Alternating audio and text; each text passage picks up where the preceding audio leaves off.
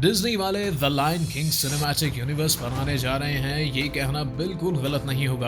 पिछले 10-12 साल से सिनेमैटिक यूनिवर्स बनाने का ट्रेंड ही चल पड़ा है, ऑब्वियसली मार्वल सिनेमैटिक यूनिवर्स की वजह से। तो गाइस, आगे बढ़ने से पहले मैं 1000 सब्सक्राइबर्स पूरे होने पर आप सबका शुक्रिया अदा करना चाहता हूँ। यहाँ तक पहुँचना बिल्कुल भी आसान नहीं था और शुरुआत में मेरे लिए ये बहुत ही रिमार्केबल अचीवमेंट है जो आप सबकी सपोर्ट के बगैर पॉसिबल नहीं था। और अभी तो शुरुआत है, आगे बहुत ही अमेजिंग नॉलेजेबल कंटेंट आने वाला है। And thanks again for your love and support. Motivation आ गई है तो चलो देखो अब मैं क्या करता हूँ। तो जो लोग नए हैं और अगर ऐसा कंटेंट पसंद है तो क्या कर रहे हो, ठोको लाइक और subscribe button. Now back to the topic. तो हम 90s किड्स को सिम्बा की ट्रैजिक स्टोरी तो पता ही है, एक शेर का बच्चा जो अपने पैदाइशी हक से दूर भाग जाता है और वापस आकर किंग बनता है। 1994 की animated movie the lion king हम 90s किड्स की लाइफ की सबसे खूबसूरत यादों में से एक है, 90s बल्कि 80s किड्स के लिए भी। और ये अभी तक की highest crossing non CGI animated film है और न्यू जनरेशन को 2019 में इस कल्ट क्लासिक स्टोरी का फोटो रियलिस्टिक वर्जन देखने को मिला था, जो कि अभी तक की सबसे हाईएस्ट क्रॉसिंग एनिमेटेड फिल्म है, $1.6 बिलियन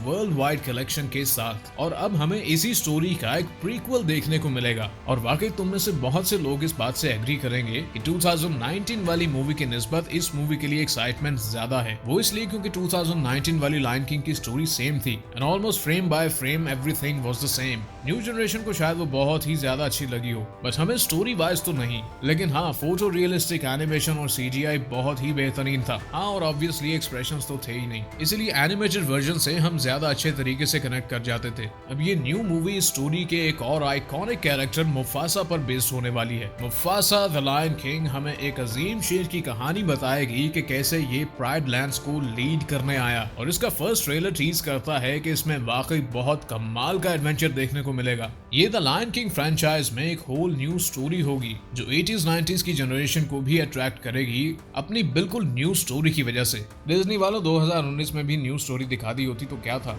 एनीवेज, देर आए दुरुस्त आए। मानना तो पड़ेगा कि ट्रेलर एक बहुत ही न्यू वाइब के साथ सबको अट्रैक्ट करता है। नॉस्टैल्जिया के साथ साथ एक न्यू स्टोरी और एडवेंचर बहुत ही कमाल का कॉम्बिनेशन है। ट्रेलर में रफीकी की आवाज में नरेशन सुनाई देती है। तो चलो फटाफट इसका एक ब्रीफ सा रिव्यू कर लेते हैं कि कहानी की बेस क्या होगी। तो जो मैं बताऊंगा वो ऑफिशियल सोर्स से ही है, तो इसे द लायन किंग का थोड़ा सा सीक्वल भी कहा जा सकता है, क्योंकि रफीकी सिम्बा और नाला की बेटी यंग कियारा को मुफासा की कहानी सुनाता है। साथ ही टिमोन और पुम्बा भी इसमें शुगल मेला करते दिख जाएंगे। फ्लैशबैक्स में स्टोरी बताई जाती है कि मुफासा के माँ बाप मर चुके थे और ये अकेला ही भटकने लगता है। फिर इसकी मुलाकात टाका से होती है जो एक रॉयल ब्लड लाइन से है और यहाँ से एक बहुत लंबी जर्नी की शुरुआत होती है जिसमें ये अपनी डेस्टिनी की तलाश में बहुत कुछ सीखते हैं, गलतियां भी करते हैं और बहुत ही खतरनाक दुश्मनों से बचते बचाते इनके रिलेशन का इम्तिहान भी होता है। तो अच्छा, ये तो था ऑफिशियल मेन प्लॉट। लेकिन द लायन किंग के डाई हार्ड फैंस ये बात जानते हैं कि टाका स्कार का नाम था बचपन में, लेकिन यहाँ तो बताया जा रहा है कि मुफासा और टाका बाद में मिलते हैं। तो फिर ये भाई कैसे हुए? इन्हें तो बचपन से साथ ही होना चाहिए था ना। लेकिन रुको जरा, सब्र करो।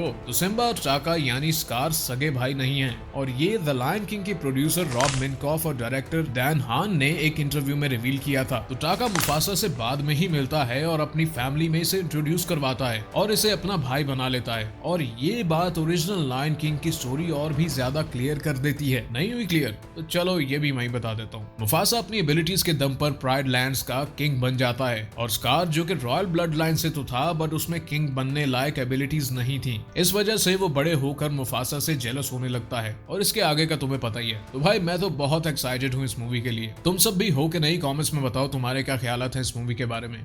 Thanks for watching.